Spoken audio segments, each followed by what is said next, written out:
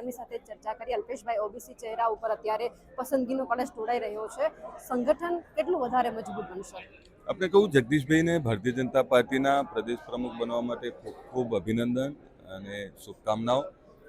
એક સંગઠનના અમદાવાદ શહેરના પ્રમુખ તરીકેથી લઈ, એક કાર્યકર્તાથી લઈ, પ્રદેશના મંત્રી તરીકેનો બહોળો અનુભવ, અને એના પછી આજે ગુજરાત પ્રદેશના પ્રમુખ તરીકે જ્યારે એમની પસંદગી થઈ છે ત્યારે મારી એમની હૃદયથી ખૂબ ખૂબ શુભકામનાઓ અને લાખો કાર્યકર્તાઓને પણ અભિનંદન કે પટેલ સાહેબના સફળ નેતૃત્વ પછી બીજા એક યુવા ડાયનામિક પ્રદેશ પ્રમુખ મળ્યા છે.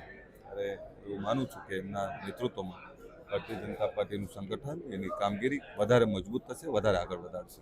જગદીશભાઈની કામગીરી કેવી છે? ભાજપ સંગઠનને વધારે મજબૂત કરશે? કારણ કે CR પાટીલે જેટલું અત્યારે કામ કર્યું છે, વધારે કરવું પડશે એમને. નહીં, એટલે આપણે કહું કે એક સફળ નેતૃત્વ, એક ગોલ એચીવ મોટો થઈ ગયો. 156થી વધારે બેઠકોના આજે 160થી વધારે 162 જેવી સીટો છે.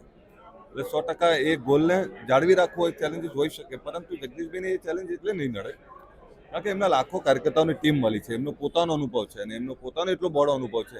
એટલે હું માનું છું કે એ કન્ટિન્યુ કરશે. જગદીશભાઈને હૃદયના ભાવથી મારી ફરીથી આપને કહું કે ખૂબ ખૂબ શુભકામનાઓ.